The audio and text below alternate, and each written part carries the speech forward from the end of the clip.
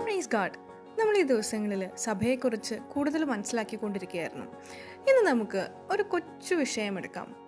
സഭയെക്കുറിച്ച് അറിയുന്നതുമായി ബന്ധപ്പെടുത്തി നോക്കുമ്പോൾ ആ ഒരു ടോപ്പിക് അല്ലെങ്കിൽ കൂടെ സഭയുമായി നേരിട്ട് ബന്ധമുള്ള ഒരു വിഷയം തന്നെയാണ് ഫെമിനിസം. ലോകത്തിൻ്റെ നാനാഭാഗങ്ങളിലും നമ്മൾ പല രീതിയിലുള്ള ഫെമിനിസ്റ്റിനെയും കാണുന്നുണ്ട്. ഇന്ന് കാണുന്ന തേർഡ് വേവ് ഫെമിനിസം എന്ന് പറയുന്ന ഫെമിനിസത്തിൽ കൂടുതലായും pro choice, pro abortion, pro LGBT ആയിട്ടുള്ള കാര്യങ്ങളാണ് നാം കണ്ടുവരുന്നത്. അപ്പോൾ സ്വാഭാവികമായിട്ടും നമ്മുടെ മനസ്സിലൊരു ചോദ്യം ഉയരാം: can a Catholic or a Christian be a feminist? ഒരു ക്രൈസ്തവനായിരിക്കെ എനിക്ക് ഫെമിനിസ്റ്റ് ആവാൻ സാധിക്കുമോ? ഉത്തരം വളരെ സിമ്പിളാണ്. Yes, you can be a Christian and a feminist. പക്ഷേ ഏത് തരം ഫെമിനിസ്റ്റ് ആണ് എന്ന് മാത്രം നാം ചിന്തിച്ചാൽ മതി. സ്ത്രീകൾ അനുഭവിച്ചിരുന്ന അസമത്വത്തിൻ്റെ പേരിലാണ് ഫെമിനിസ്റ്റ് മൂവ്മെൻറ്റുകളെല്ലാം തന്നെ ഉയർന്നു വന്നിരിക്കുന്നത്. ആദ്യകാലങ്ങളിൽ തുല്യവേതനത്തിന് വേണ്ടിയും ഈക്വൽ വോട്ടിംഗ് റൈറ്റ്സിന് വേണ്ടിയുമൊക്കെയായിരുന്നു ഫെമിനിസ്റ്റ് മൂവ്മെൻറ്റുകൾ നിലനിന്നിരുന്നത്. മാത്രവുമല്ല, ആദ്യകാല ഫെമിനിസ്റ്റുകളായിരുന്ന Elizabeth C Stanton, Sarah F Norton, Susan B Anthony, Alice Paul മുതലായവർ അബോർഷനെതിരുമായിരുന്നു. അതായത് they were all pro life. എന്നാൽ പിന്നീട് മാർഗരറ്റ് സാങ്കറും കൂട്ടരും വുമൻസ് ഹെൽത്ത് കെയർ എന്ന വ്യാജേന തുടങ്ങിയ അബോർഷൻ ക്ലിനിക് ശൃംഖലയായ പ്ലാൻ പേരന്റ്ഹുഡ് ഫെഡറേഷൻ്റെ അജണ്ടകൾ നടപ്പിലാക്കുന്നതിനു വേണ്ടി ഫെമിനിസ്റ്റ് മൂവ്മെൻറ്റുകൾ നല്ലൊരു വിളനിലമാണെന്ന് കണ്ട് അവരെ ഹൈജാക്ക് ചെയ്യുകയും പ്രോ ലൈഫ് ആയിരുന്ന ഫെമിനിസം പിന്നീട് പ്രോ അബോർഷൻ അഥവാ പ്രോ ചോയ്സ് ഫെമിനിസം ആവുകയും ചെയ്തു. ഫെമിനിസം എന്നാൽ bring about equality of sexes of men and women in both public and private lifes എന്നാണ്. അതായത് ഒരു സ്ത്രീ അഥവാ പുരുഷനായതിൻ്റെ പേരിൽ അവർക്ക് ഒന്നും നിഷേധിക്കപ്പെടാൻ പാടില്ല. ഇന്നത്തെ ഫെമിനിസ്റ്റ് ചിന്താഗതികളുള്ള ഭൂരിഭാഗം ആളുകളും അവരുടെ അച്ചീവ്മെൻറ്റ്സിന് വേണ്ടി വിവാഹം മാറ്റിവെക്കുക അല്ലെങ്കിൽ വേണ്ടെന്ന് തന്നെ വെക്കുക, കുട്ടികൾ ഉണ്ടാവുകയാണെങ്കിൽ അവരെ അബോർട്ട് ചെയ്യുക എന്നിവയെ ഓപ്പണായി സപ്പോർട്ട് ചെയ്യുന്നവരാണ്. ഗോൾഡൻ ഗ്ലോബ് പുരസ്കാര ജേതാവായ മിഷേൽ വില്യംസ് ആ പുരസ്കാരം കിട്ടിയ വേളയിൽ പറയുകയുണ്ടായി, തൻ്റെ കരിയർ ഗ്രോത്തിന് വേണ്ടി തൻ്റെ ആദ്യത്തെ കുഞ്ഞിനെ അബോർട്ട് ചെയ്തിരുന്നു. മറ്റൊരു തരത്തിൽ പറഞ്ഞാൽ ആ കുഞ്ഞിനെ കൊന്നുകളഞ്ഞു എന്ന് പറയാം.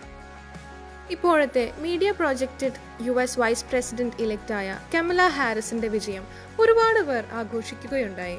പക്ഷേ ഒത്തിരി കുഞ്ഞുങ്ങളുടെ ജീവൻ കുരുതി കൊടുത്തുകൊണ്ടാണ് അവർ അവരുടെ കരിയർ കെട്ടിപ്പടുത്തിരിക്കുന്നത് എന്ന് നാം മറക്കരുത്. ഇവരെയെല്ലാം എംപവേർഡ് വുമൻ എന്ന ഫെമിനിസ്റ്റ് ചിന്താഗതിയുള്ളവരെല്ലാം വെഴുത്തുകയുണ്ടായി. ശരിയാണ്, ജീവിതത്തിൽ ഒരു തരത്തിൽ വലിയ രീതിയിലുള്ള വിജയം വരിച്ചവർ തന്നെയാണവർ. എന്നാൽ യഥാർത്ഥത്തിൽ അവർ അങ്ങനെയാണോ?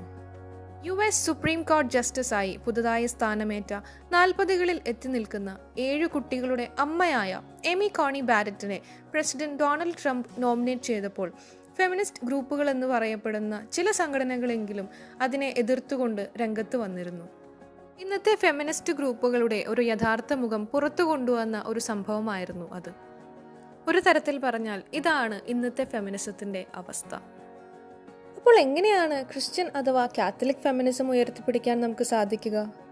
ക്രിസ്ത്യൻ അഥവാ കാത്തലിക് വേൾഡ് വ്യൂവിലൂന്നിയ ഒരു ഫെമിനിസമാണ് കാത്തലിക് ഫെമിനിസം എന്ന് പറയുന്നത്.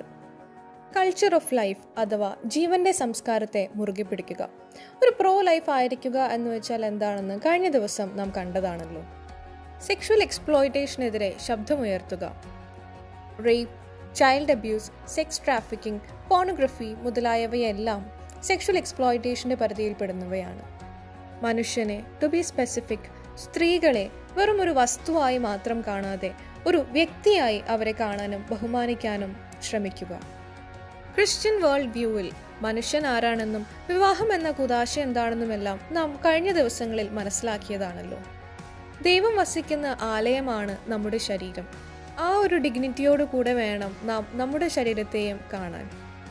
വാക്കിലും സംസാരത്തിലും പ്രവൃത്തിയിലും വസ്ത്രധാരണത്തിലുമെല്ലാം മോഡസ്റ്റി നാം കാത്തു സൂക്ഷിക്കണം. മറ്റുള്ളവർക്ക് ഉതപ്പുണ്ടാക്കുന്ന രീതിയിലുള്ള വാക്കും പ്രവൃത്തിയും സംസാരവും വസ്ത്രധാരണവുമെല്ലാം നമുക്ക് വേണ്ടെന്ന് വയ്ക്കാം.